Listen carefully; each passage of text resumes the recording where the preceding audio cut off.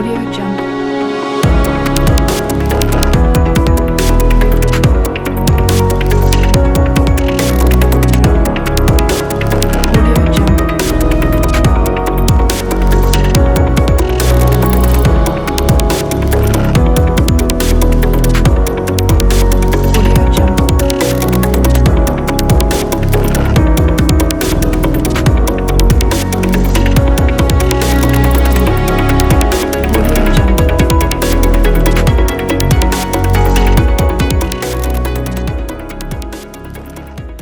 Bienvenidos a El Búho, entrevistas y opiniones. Esta noche tenemos a el hermano Santiago Otero, autor del libro Gerardi Memoria Viva, en conmemoración de los 24 años del asesinato de Monseñor Juan Gerardi. Hermano, bienvenido al Búho. Muchas gracias, Patricia. Y don Byron, muchas gracias también a usted. Bienvenido, Qué gusto conocerlo. Santiago. Es un gusto para nosotros tenerlo aquí en este programa que recién iniciamos, porque es un programa nuevo de entrevistas y de opiniones que vamos a tenerlo a nivel nacional en empresas de cable y en las redes sociales. Lo vamos a colocar en el YouTube, lo vamos a colocar en Facebook. Lo que tratamos es de abordar los problemas del país y entrevistar a personas que conocen realidades del país, distintas perspectivas, diversidad de opiniones. Tratamos de llenar un espacio que creemos que es necesario, ¿verdad? Es decir, un espacio crítico, un espacio analítico y también de entretenimiento en algunas ocasiones. Nos da mucho gusto tenerlo aquí y estamos pues con la idea de hablar un poco sobre Juan Gerardi, ¿verdad? El padre asesinado, ¿verdad? 26 de abril. ¿Hace cuánto? 24 años. 24 años. 24 años. ¿Qué ha pasado de la muerte de Gerardi para acá con respecto a su vida, a su muerte? Pues yo creo que yo me he dedicado más al trabajo sobre su vida, ¿verdad? Ciertamente que la muerte para nosotros fue un golpe muy trágico. Yo creo que para la mayoría de la sociedad guatemalteca fue un golpe trágico. Y la prensa, ciertos medios se centraron casi exclusivamente sobre el hecho de la muerte. Pero Gerardi es mucho más. Y yo creo que 24 años después es todavía, su memoria es todavía mayor, más amplia, ¿no? Porque posiblemente sea uno de los guatemaltecos más conocidos en el mundo. Y su legado y su memoria creo que cada vez adquieren mayor fuerza. A pesar de que no solamente quisieron asesinarlo como a cualquiera que hoy día vemos tantos crueles asesinatos en Guatemala, sino también pues liquidar su memoria, ¿verdad? Sin embargo, su memoria persiste. Santiago, usted fue biógrafo de Monseñor Gerardi. El libro que usted escribió cuenta una parte que muchos de nosotros los guatemaltecos no conocemos. Empieza desde la niñez, desde la llegada de sus padres, desde sus abuelos, ¿verdad? Que vinieron desde Italia. ¿Nos podría usted contar un poco más para que vayamos conociendo al ser humano? Sí, yo creo que es importante conocer al ser humano. Juan Gerardi Conedera era hijo de Benito Gerardi y de Laura Conedera, que a su vez el papá, don Benito, era hijo de Domenico Girardi. Él fue el que vino de Italia allá por el año 1890 o 79, una cosa así, ¿verdad? O sea, Gerardi ya nace en Guatemala en el año 1922. Da la impresión de que cuando ellos se embarcaron para venir a América, Imagínense, ahora nosotros vemos las migraciones nuestras a Estados Unidos. Habría que ver los barcos europeos en aquel tiempo abarrotados de gente, buscando algún lugar en América. Supuestamente la familia de Monseñor Gerardi iba hacia el sur América, hacia Brasil o Argentina, donde tenían ya algunos familiares. Pero por algún motivo, la embarcación en la que venían, que pasaba primero por Estados Unidos, Nueva Orleans, llegó a Guatemala y se ve que en aquel tiempo ya había un tráfico de gente muy parecida, donde el encargado del navío dijo, este de aquí no pasa, ¿verdad? Y se quedó en Santo Tomás de Castilla. ¿Ustedes se imaginan aquella gente en Santo Tomás de Castilla, con el calor que allí hace, sin carreteras, sin cómo hacer, pues desde allí a caminar hasta Ciudad de Guatemala? Aquí no encontraron un lugar pues, donde se pudieran ubicar, aunque ya había italianos, pero bueno, ellos no encontraron. Venían varias familias italianas que estaban juntas. Bueno, venían los Gerardi, los Conedera, Betorazzi, varias de estas familias de aquel tiempo. Y bueno, la familia de Domenico fueron a parar a Santa Rosa un tiempo, ¿verdad? Y de ahí vinieron a establecerse y se establecen en la tercera calle, que le llamaban la calle de las Tunches, como a cuadra y media, 2 cuadras de la esquina noroeste del Fuerte Matamoros.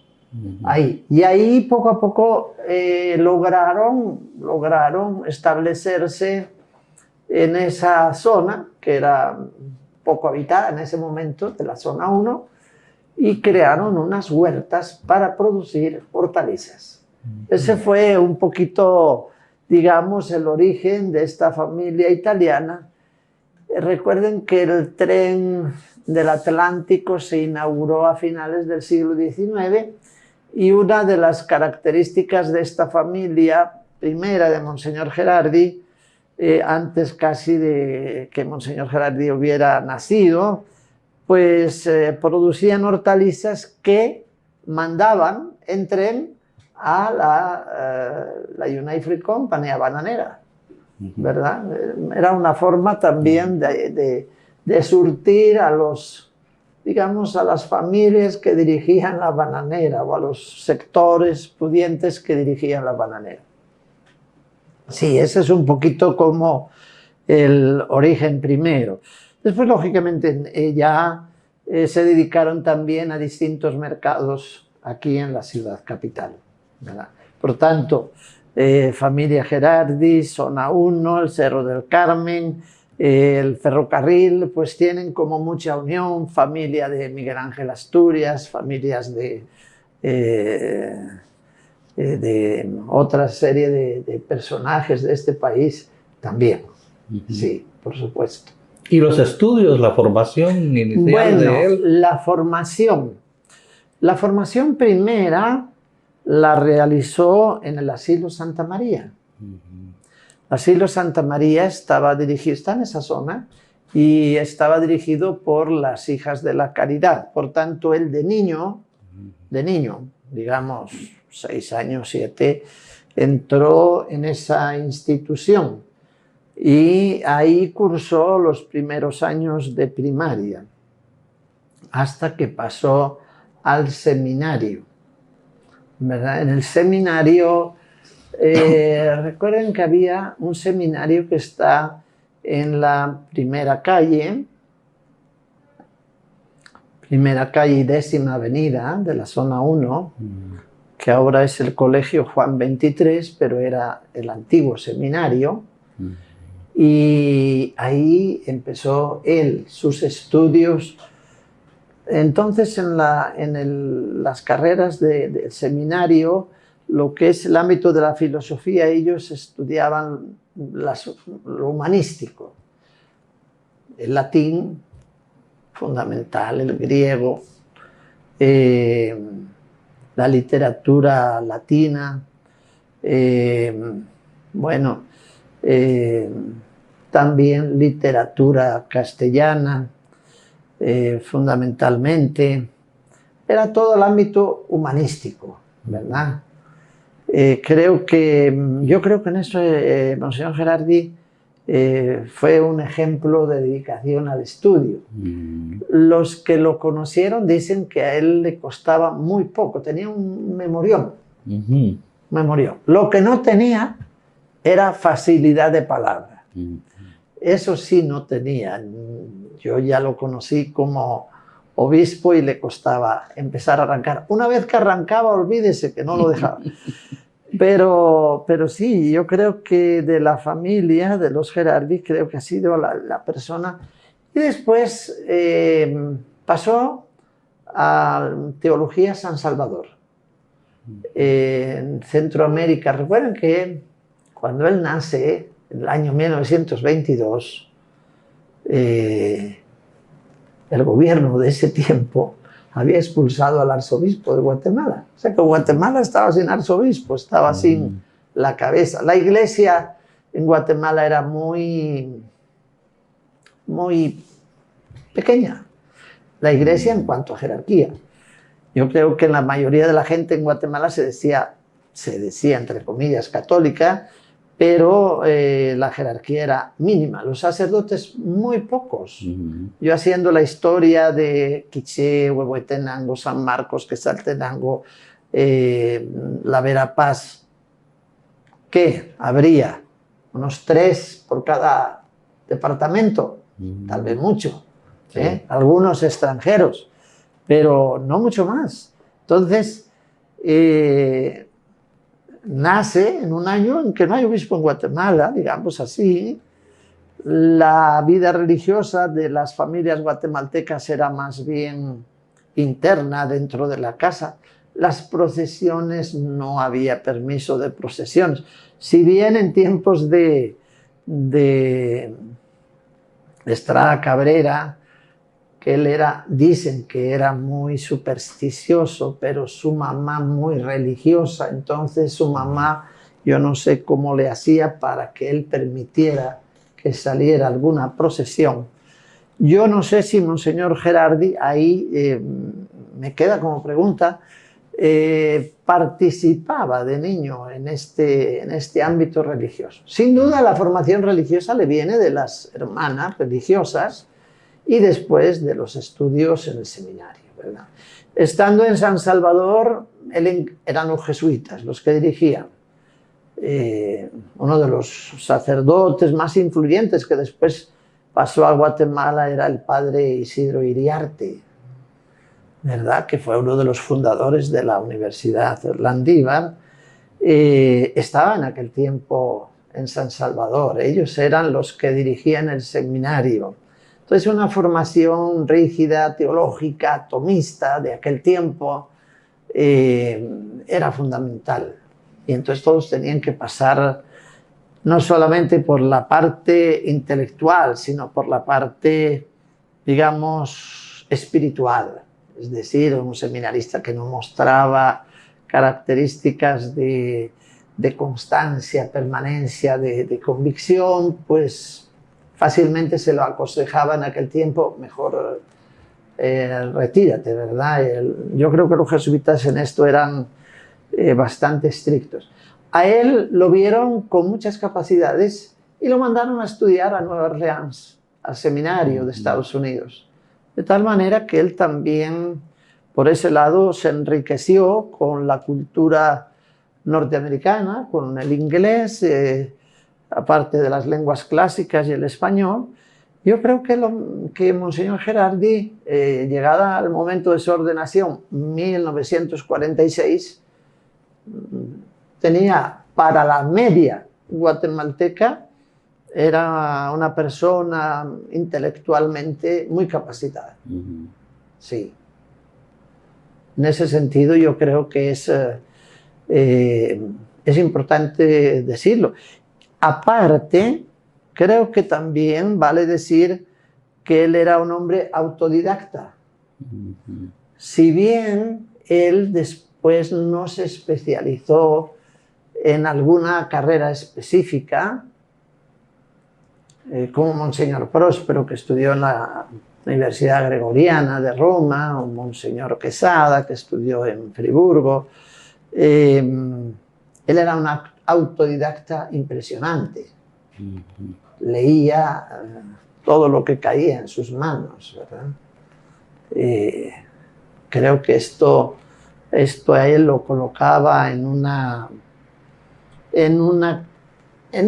ámbito que le permitía estar al tanto de la vida del mundo, estar al tanto de los ámbitos teológicos, estar al tanto de los progresos pastorales en la vida de la Iglesia. Y bueno, yo creo que eso fue lo más determinante para que Pablo VI lo nombrara obispo, ¿verdad? Entonces hasta aquí creo que he hecho un pequeño recorrido. No sé, quedan muchas preguntas, pero en el libro Gerardi Memoria Viva especifico algunas cosas más, ¿verdad? Y creo que son detalles que para la vida de un joven de aquel tiempo, que le gustaba por otra parte la música, el teatro, el deporte, era un joven alto.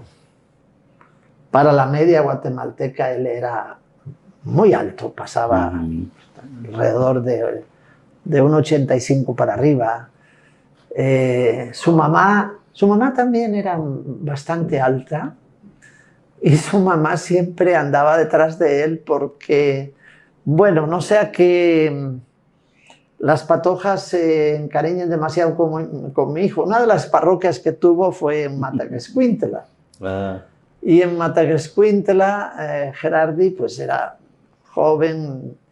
En las fotografías aparece pues muy, digamos, muy apuesto, sí, y entonces su mamá siempre lo acompañaba por cualquier cosa. Leía yo en el libro que también se menciona a Irma Luz Toledo Peñate, allá en Mataquescuintla, con una anécdota que ella cuenta en el libro de Yo conocí a Gerardi, ¿verdad? Sobre el sacerdote que no podía hablar. Sí, bueno, era un hombre que se hacía querer, salía a la calle, se iba a la cancha que estaba en el Parque Central, jugaba con los jóvenes, tenía un trato como muy abierto con la gente, siempre fue así, siempre fue así. Aunque si bien de entrada, cuando uno cuando yo conocí la primera vez a Monseñor Gerardi, yo no sabía por dónde empezar. No era como Byron Barrera, no. Monseñor Gerardi se quedaba serio y hasta después de un rato le sacabas una sonrisa, ¿no? Ese era Monseñor Gerardi, sí. Sí, hay muchas personas que lo conocieron allá, y en cada parroquia encuentra uno personas que, bueno, con decirle cosa curiosa, después lo pasaron también a Tecpan, y ahí encontró un pupilo que quería ser sacerdote, que después es el famoso padre Chemita. Él fue el que lo llevó al seminario. Sí, sí, no creo que después en sus años de obispo le avalara mucho sus actitudes, pero de niño, él decía que el padre Chemita era muy tímido de niño. Digo, bueno, pues cómo cambió, ¿verdad?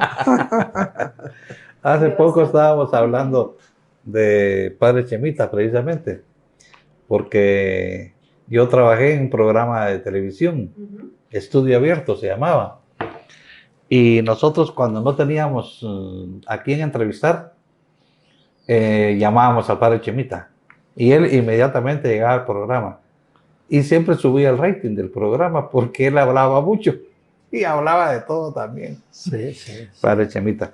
Pues bueno, los sacerdotes en Guatemala son una parte activa del país.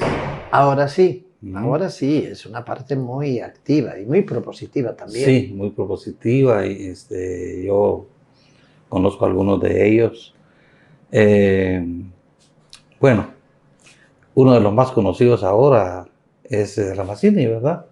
Bueno, él es el cardenal, nada menos. Es cardenal. El cardenal. Sí. Y bueno, ¿por qué impactó tanto la muerte de Gerardi? Por la manera en que se dio, por la trascendencia, digamos, del testimonio que él había, en el que él había participado, su proyecto de la memoria histórica, impactó mucho y hasta la fecha, como decíamos hace un momento, la trascendencia, digamos, de lo que sucedió con Gerardi sigue teniendo, pues es una gran trascendencia, ¿verdad? A veces cuesta un poco hablar de esto, ¿verdad? A mí en lo personal, la verdad es que hasta la fecha, la muerte y la forma en que se dio, pues me impacta mucho, no deja uno de pensar en lo terrible que fue eso para el país. Pero ocurrió, como ocurrieron tantas otras muertes también, incluso de sacerdotes, Sí. ¿verdad? Durante el conflicto interno. Dos aspectos yo señalaría. Uno, yo no me he centrado tanto en la investigación sobre los hechos que rodearon la muerte, me he fijado mucho en su vida. El año 80 fue un año terrible para la diócesis de Quiché. Recuerden que el año 80 se da la toma de la Embajada de España por un grupo de campesinos civiles, ningún guerrillero, y esa quema provocada en la Embajada de España afectó mucho a Monseñor Gerardi. Entre los que llegaron a la embajada había catequistas muy serios. No se llegó a la Embajada de España como primera opción. No fue tampoco que el embajador español fuera a traer campesinos para vénganse aquí a la embajada, tampoco fue eso. Fíjense bien que nadie habla de un hecho muy interesante, que es en diciembre del año 79 a Monseñor Gerardi lo visita el arzobispo de Oviedo, Monseñor Don Gavino Díaz Merchán.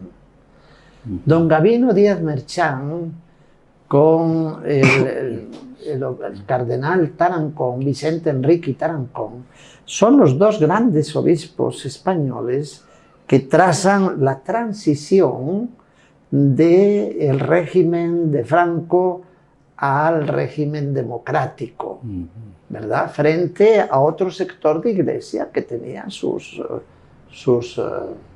distintos pareceres, ¿verdad?, sobre el régimen anterior. Esto ya es algo. Nadie dice nada de esta visita. Todo el mundo se centra en el embajador. Sin embargo, cuando después de visitar Quiché, porque este obispo tenía 4 sacerdotes que le había cedido a Monseñor Gerardi, es decir, cedido quiere decir que le da un grupo de sacerdotes temporalmente, hacen un convenio. Y entonces él viene a verlos. Recorre sus parroquias. Sus parroquias eran Cunen, Uspantán, Chicamán. Esa era la región. Y cabalmente de esa región, aunque podemos también señalar algunos campesinos de la parte de Chajul, o Cotzal, pero de esa región fundamentalmente eran los afectados por los conflictos de tierra que después van a manifestar en la Embajada de España. Pero don Gabino Díaz Merchán, antes de salir para España, después de ver la realidad del quiché, dice: yo tengo que hablar con el cardenal de Guatemala. En aquel momento él era el cardenal Mario Casariego. Y él llegó, pidió una audiencia con el cardenal Mario Casariego, por supuesto que se la concedió, y le habló: mire, señor cardenal, lo que está pasando en Quiché, independientemente de otras cosas, a mí me parece que es una violación total a los derechos humanos y los campesinos viven en una situación de esclavitud inimaginable. Eso dicho por un obispo que llega a ver a sus sacerdotes y se lo dice al señor cardenal. Yo no tengo, lógicamente, el juicio del señor cardenal, pero sí fui a ver a don Gabino Díaz Merchán, a Oviedo, para hablar de estos temas y escribir.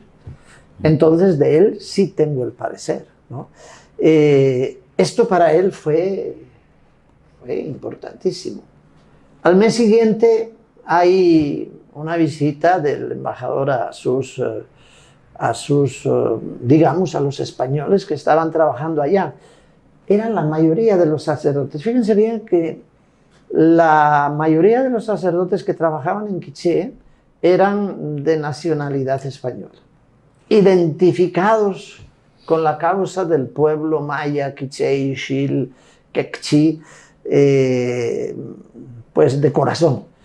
Sin embargo, habían nacido en España. Y algunos eran, como Juan Alonso, de una mentalidad franquista evidente. Sin embargo, lo van a matar como un comunista, sí, claro, rematado, ¿verdad? Entonces, este hecho yo sí lo quiero señalar, porque aquí es donde Monseñor Gerardi se empieza a ver. Ya antes, pero aquí fundamentalmente. Otro punto de este primer apartado: Monseñor Gerardi es el único obispo de Guatemala que fue 3 veces, en 3 momentos distintos, presidente de la conferencia episcopal. Este no es un cargo que ningún otro obispo lo ha tenido. Ningún otro obispo. Este es un punto importante. Entonces, Monseñor Gerardi empieza a ser seguido en ese mismo año. Él tiene que dejar la diócesis, viaja a Roma a hablar con el Papa, participa en el sínodo de ese año, regresa en noviembre y es cuando se le impide y tiene que ir al exilio. Va primero a El Salvador por estar cerca, y Napoleón Duarte, presidente en aquel tiempo, le dice: Monseñor, yo no tengo la capacidad de ofrecerle seguridad a usted. Lo mejor es optar por Costa Rica. Y tenía toda la razón. Monseñor Gerardi llega el día 20 de noviembre del año 80 a San Salvador. El día 3 de diciembre de ese mismo año, los escuadrones de la muerte, o el ejército salvadoreño, mató a aquellas 4 religiosas norteamericanas, que también fue un golpe, digamos, de ámbito mundial. La hermana Maura Clar y compañeras, ¿no? Creo que son aspectos que hablan. Y él se quedó muy humildemente en una parroquia de San Juan de Tibás, en las afueras de San José, como un párroco. El párroco le dice: ¿usted podría celebrar la misa de las 6 de la mañana? Sí. ¡Ay, qué bendición para mí, porque a esa hora! Bueno, entonces él allí se quedó, ¿verdad? Lógicamente que los obispos de Guatemala lo visitaban. Desde ahí empieza a ser marcado y empieza a ser señalado y empieza a ser seguido. De tal manera que cuando él regresa a Guatemala, digamos, los sectores de poder en Guatemala más bien le recomiendan a la iglesia, a Monseñor Próspero, no, que no venga a Guatemala, mejor que no. Pero bueno, él vino porque su mamá estaba enferma, a punto de morir, y vino. Y de ahí fue. La muerte, claro que fue inesperada, aunque él siempre decía a los que dirigían el proyecto REMI, dice, yo estoy aquí para protegerlos a ustedes, para que a ustedes no les pase nada en este trabajo de investigación. Yo me encontraba entonces en Quiché y ciertamente yo creo que pudimos hacer un trabajo bastante bueno, aunque no se habían firmado los acuerdos de paz, pero fue un trabajo bastante bueno. En sectores de Quiché pues había posicionamientos de tipo militar tanto del ejército como del EGP bastante fuertes, ¿no? Eso en Quiché. Pero él, como les había dicho, no quiso ir a Quiché hasta el año 1997, un año anterior de su muerte. Monseñor Gerardi, yo creo que, desde mi punto de vista, los que le dieron muerte planificaron su muerte, siempre dejan restos y además hubo quienes destruyeron la escena del crimen de una manera lo suficientemente fuerte para que no quedaran rastros por ahí de poder investigar. Entonces, por un lado, planifican su muerte, ejecutan su muerte y ejecutan también la impunidad para que todo lo que vaya en torno a su muerte, tanto la escena del crimen como después las noticias que empezaban a salir, fueran para no solamente confundir, sino para denigrar. No solamente era matar físicamente a un hombre justo como era Monseñor Gerardi, sino destruir su calidad humana, moral, su lucha por la justicia, lo que significaba el proyecto REMI. Yo creo que iba todo junto. En un mismo hecho iba todo junto. La primera mentira, pues, que hay en torno a su muerte, pues es el dichoso pedazo de cemento allí ensangrentado que dejan allí.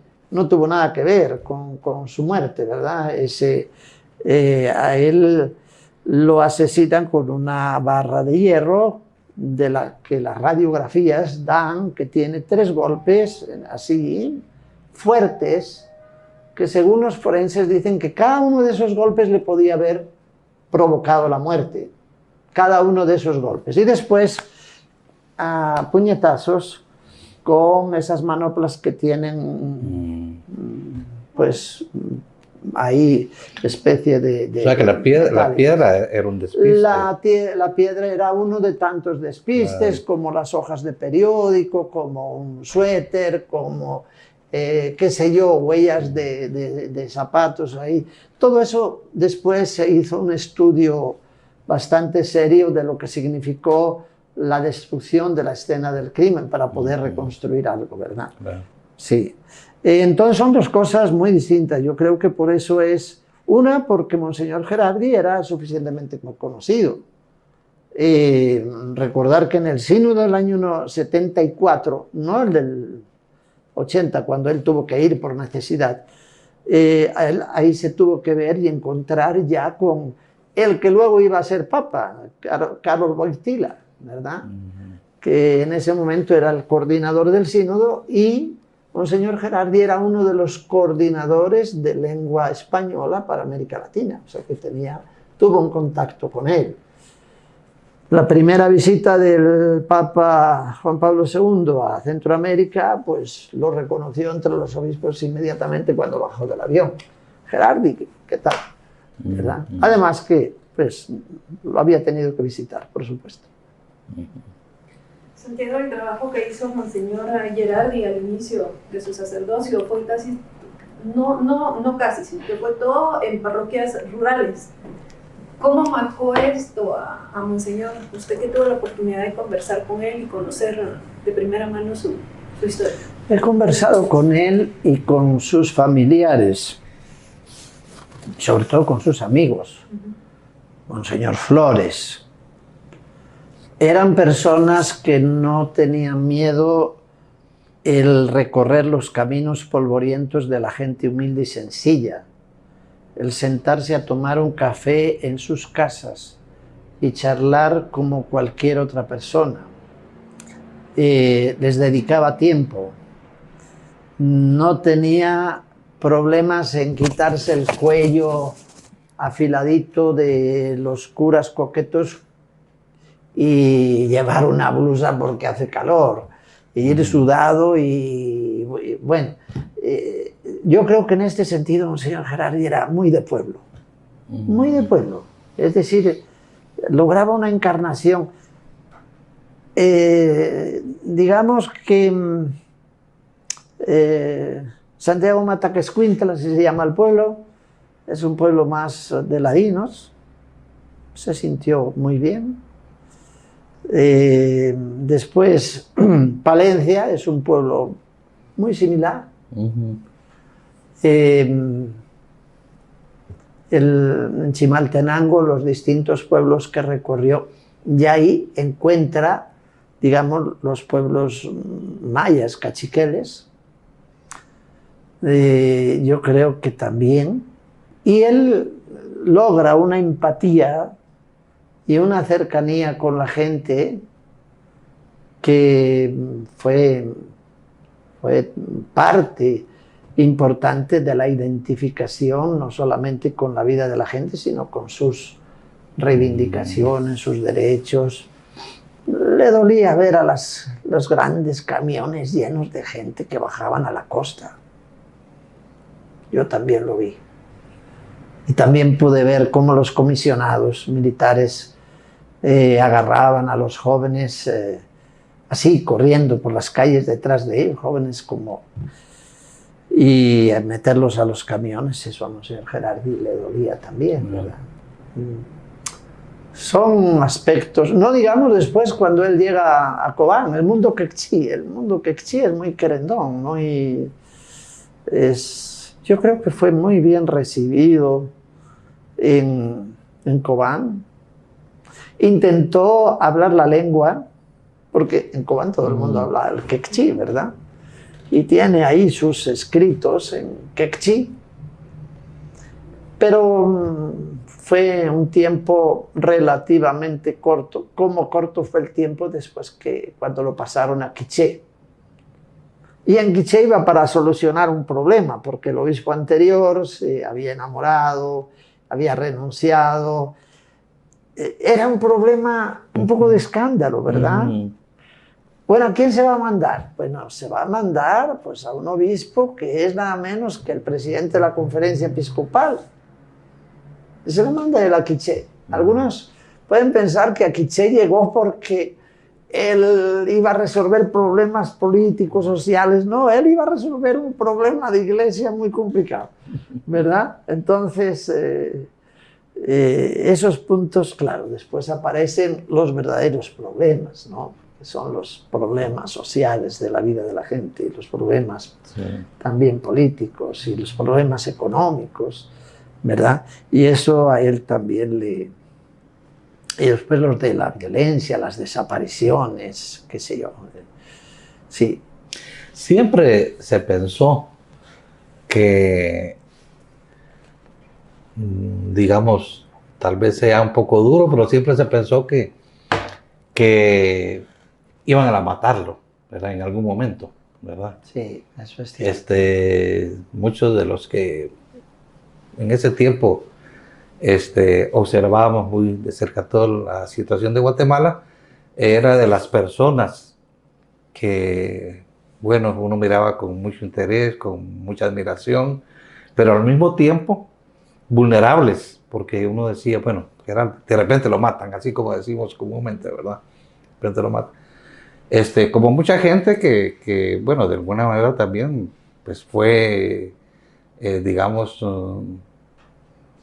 asumiendo un compromiso por la misma realidad, pues porque si uno no conoce la realidad, la vida del campo, cómo vive el pobre, cómo vive el campesino, el indígena, difícilmente uno cambia su percepción de las cosas.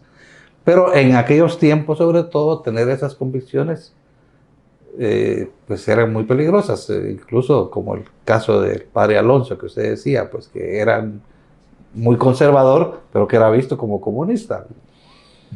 Y esa realidad pues ha cambiado, pero probablemente no tanto. Es decir, todavía hay una tendencia muy fuerte a ver en toda aquella persona que lucha por mejorar las condiciones de vida de la población a un comunista. Sí. ¿Verdad? Y uno pensaba, bueno, Gerardi tiene un compromiso, es un sacerdote valiente, conoce la realidad, expresa su preocupación por esa realidad, pero pues cuando vinieron los acuerdos de paz, uno pensaba que eso ya no era posible, pues que sucediera, ¿verdad? Sí. Y por eso creo yo que impactó tanto también, pues por el momento. Sí, Monseñor Juan Gerardi fue el primer obispo que acudió a la Comisión de Derechos Humanos de las Naciones Unidas en Ginebra a denunciar las violaciones del gobierno, del ejército de Guatemala en esa sede. Eso también le atrajo a él miradas inquisitivas y no se atenían a la verdad de lo que él denunciaba, que sería lo importante para poner remedio, sino al hecho de que lo habían denunciado y por qué tiene que denunciar. Y después fue una persona que participó en el proceso de paz, tanto en la Comisión Nacional de Reconciliación, segundo de Monseñor Quesada, que tuvo muy buenas actuaciones en algunos momentos, después no siguió. Y yo creo que lo más importante es cuando el acuerdo sobre el esclarecimiento histórico salió, ese acuerdo, en el año 1994, y él, habiendo analizado otros tipos de acuerdos de otros países, el de El Salvador, pues decía, no, en Guatemala tenemos que ayudar un poco a esta comisión. Y fue cuando ninguna otra iglesia en América Latina que yo conozca en el mundo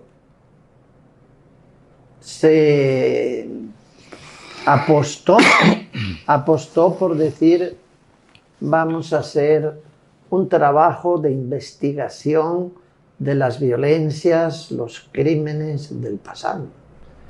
Y esto Monseñor Gerardi lo afirmó muy fuerte. No entraban de lleno, eran muy formalistas y no entraban de lleno a la investigación de las verdaderas causas de los hechos de violencia. Y entonces Monseñor Gerardi en esa reunión presentó con mucha fortaleza, se llama la Carta Pastoral Urge la verdadera paz, del año 95, a defender que era importante que la Iglesia pues diera su palabra sobre los hechos sucedidos en los años de la violencia, ¿verdad? No se habían firmado los acuerdos de paz, el proyecto REMI empieza antes, y él lo hace con una gran convicción, y tiene una mayoría de obispos que le apoyan. Hay algunos que se quedaron atrás. Fíjense, una cosa curiosa que siempre he explicado en este punto. De acuerdo a los estatutos de la Conferencia Episcopal, una decisión de este calibre, que es una decisión interdiocesana, se llama así, de todas las diócesis, si hay un obispo que dice no, es suficiente para que el proyecto se detenga. Es decir, a pesar de que Monseñor Quesada Toruño, él no estaba de acuerdo, al final aceptó la decisión de la mayoría. Bueno. Esto es interesante porque desatrancó las carretas para que pudiera caminar el proyecto de de recuperación de la memoria histórica realizado por la Iglesia. Que, vea, de esta investigación, lo que está publicado en el proyecto REMI en 4 volúmenes es más o menos el 7% del material recogido. 7%, más o menos. ¿Y el resto? El resto, ahí sigue almacenado, ahí sigue archivado. Yo entiendo que hay un proyecto para digitalizar todo eso. Hay algunas cosas ya las han tenido que digitalizar, todo lo que es de cassette, de grabación, hay que hacerlo porque todo ese material no sé, le entra un moho que los puede...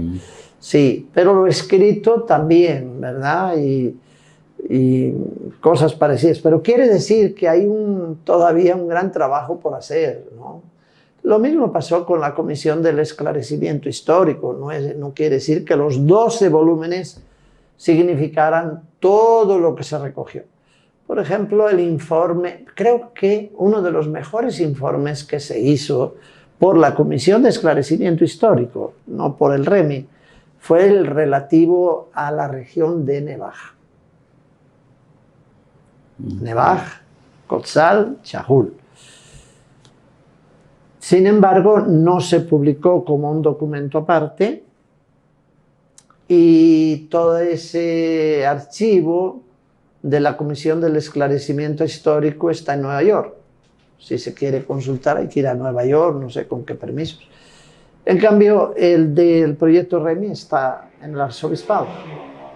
Sí, no todo se conoce porque, bueno, hay muchas cosas todavía que están, no sé, guardadas, como por ejemplo los archivos que están en una universidad suiza, me parece, que son archivos sobre violaciones de los derechos humanos que parece que fueron resguardadas ahí porque es el único lugar seguro que encontraron para que se guardaran ahí, pero yo creo que hay mucha información todavía sobre el conflicto interno, sobre violaciones a los derechos humanos que todavía son desconocidas.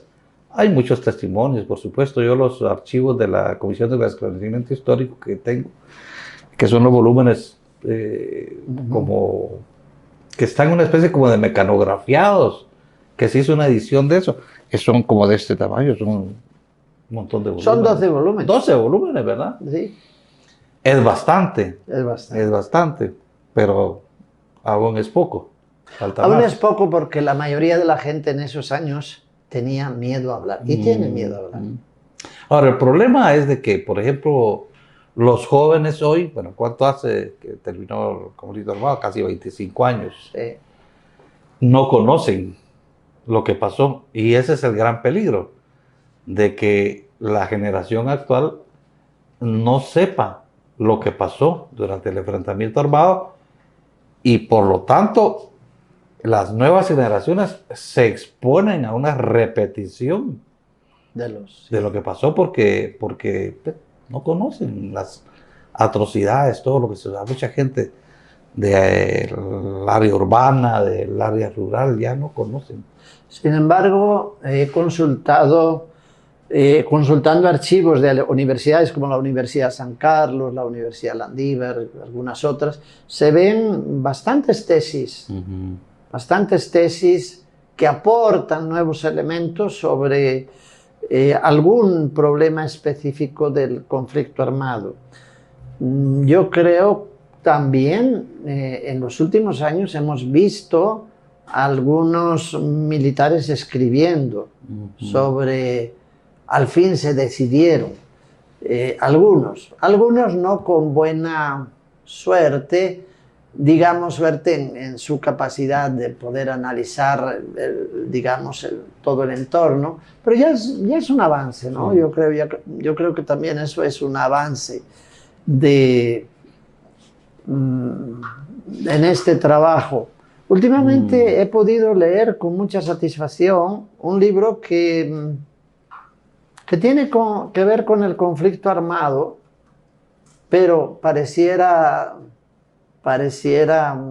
pues que no. Y es sobre el tema de el robo de niños de los años 80, este libro Mamá, no estoy muerta, que acaba de salir, es una belleza.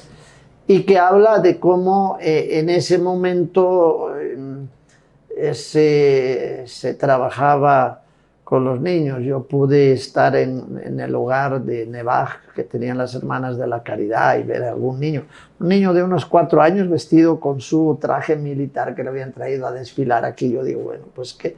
Y bueno, esa foto no sé cómo se consiguió. Yo le digo, mira, le digo al joven, ahora ya casado y con hijos, este eres tú cuando tenías 4 años.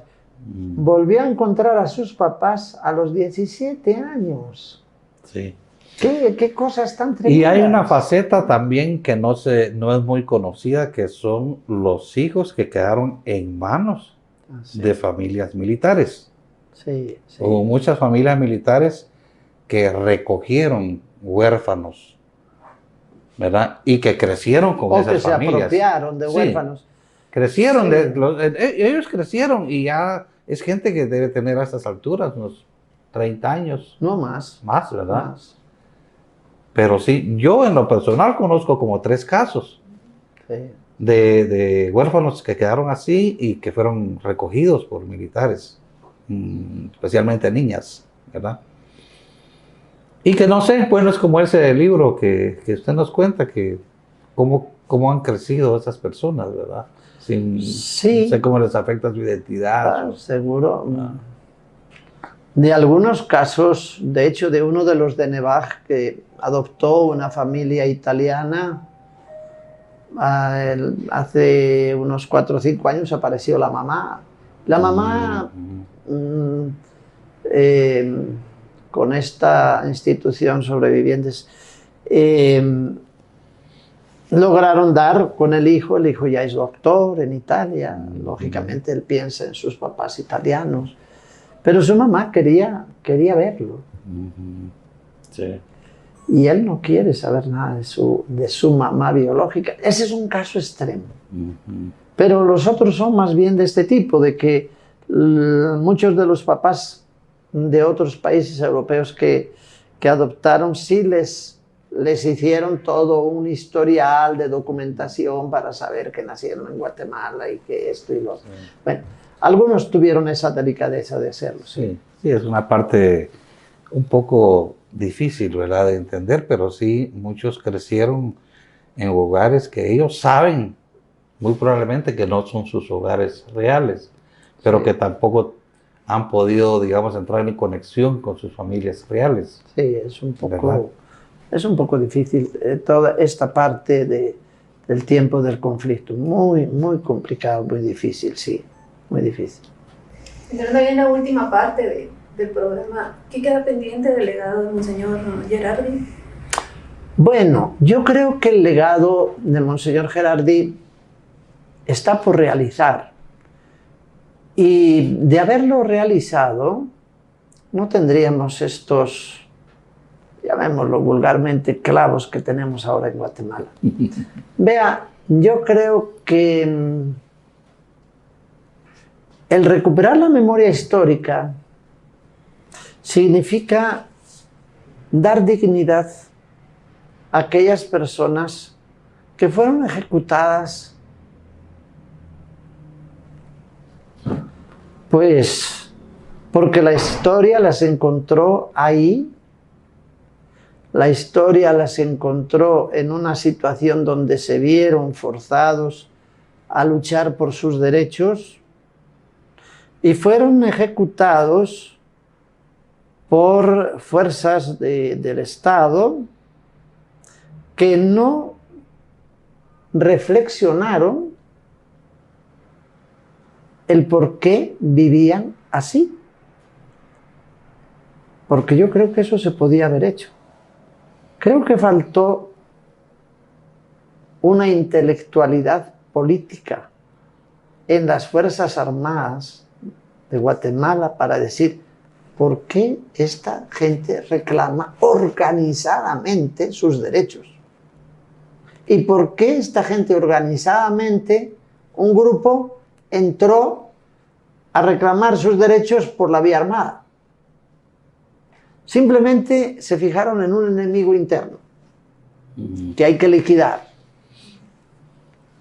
Yo creo que esto fue una gran confusión y fue un gran desastre para Guatemala, porque después ese enemigo interno coincide con el pueblo maya.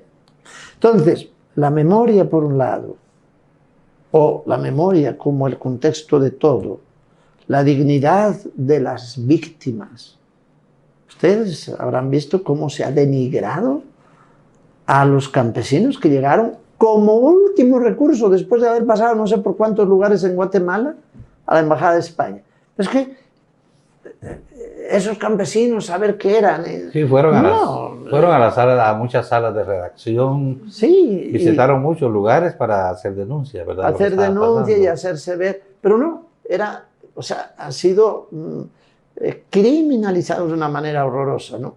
Entonces, el tema de las víctimas, el tema de la verdad. Sobre esto hay que hacer una verdad que a veces cuesta reconocerla, ¿no? Que duele de reconocer una verdad. Pero, de lo contrario, ¿cómo podemos hacer? Perdón, reconciliación. ¿Y cómo podemos colocar los fundamentos de la paz como está en una mesa? Es decir, sobre 4 patas bien puestas para que eso tenga sentido.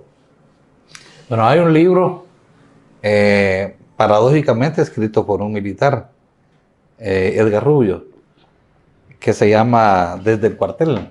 Sí. ¿Verdad? Él hace una autocrítica muy fuerte sobre el ejército y señala, digamos, como causa principal la utilización del ejército por parte de sectores poderosos del país que, pues, son tan poderosos que llegan digamos, a usar como el conflicto interno como una manera de preservar sus intereses, sus privilegios. Él lo plantea así muy claramente en ese libro. Por cierto, lo han castigado mucho. Y le voy a decir que qué bueno que lo sacó, porque es un buen libro que yo recomiendo. En el libro que su servidor escribió, Gerardi Memoria Viva, entrevisté a un general. En el momento de entrevistarlo ya no estaba de alta, pero él me decía, nos confundimos. Nosotros hicimos el papel de la policía, no era el que nos correspondía. Lo que venía a decir que la empresa privada, como usted dice, la gran empresa privada, fue un actor importantísimo de la guerra interna, y yo creo que hubo un plan en tiempos de Lucas García, el plan de los 1000 días, elaborado por sectores empresariales o sector agrícola, no sé, pero que daba como pautas para el ejército. Lo que viene a decir Rubio es que necesitamos un Arbenz pronto, ¿no? Sí. Es lo que viene a decir. Ahora,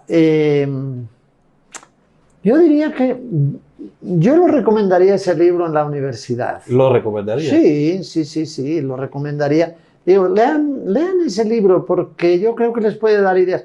Yo creo que los jóvenes tienen derecho a conocer, sí, y tienen derecho a dialogar. Entonces, a mí me parece que ese tipo de libros ayudan. Que lean Remy, excelente. Que lean los textos de la comisión, excelente. Pero que lean libros como este. Claro. Otra cosa es que el ejército no esté preparado, y no lo está, para recibir esa autocrítica propia y de los demás. Sí. Y la empresa privada menos, ¿eh?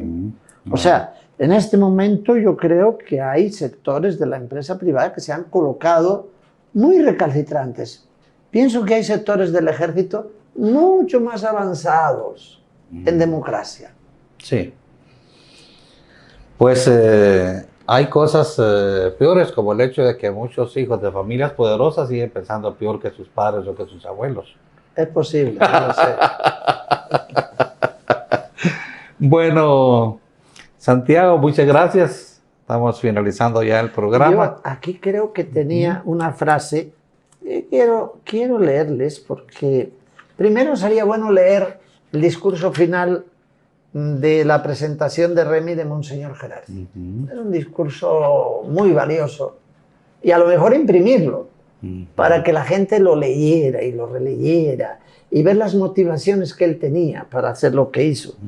Pero en ese discurso él tiene una frase que es así, mire, dice: años de terror y muerte han desplazado y reducido al miedo y al silencio a la mayoría de los guatemaltecos. La verdad es la palabra primera, dice él. La acción seria y madura que nos posibilita romper ese ciclo de violencia y muerte y abrirnos a un futuro de esperanza y de luz para todos. Y tiene mucha vigencia. Pues yo digo que el legado de Monseñor Gerardi sigue vigente y sigue pisoteado. Claro. Bueno, pues muchas gracias. Gracias a ustedes por este momento también de recordar a Monseñor Gerardi. Quiero recordar a Margarita Carrera, que se enamoró de él también, ¿verdad? Una gran mujer. Sí, sí, claro. Pues muchas gracias. Gracias, Patricia. Muchas gracias, Samuel. Muchas gracias, Santiago. Y estamos a la orden por acá. Muchas gracias a ustedes y qué bueno. Nos veremos.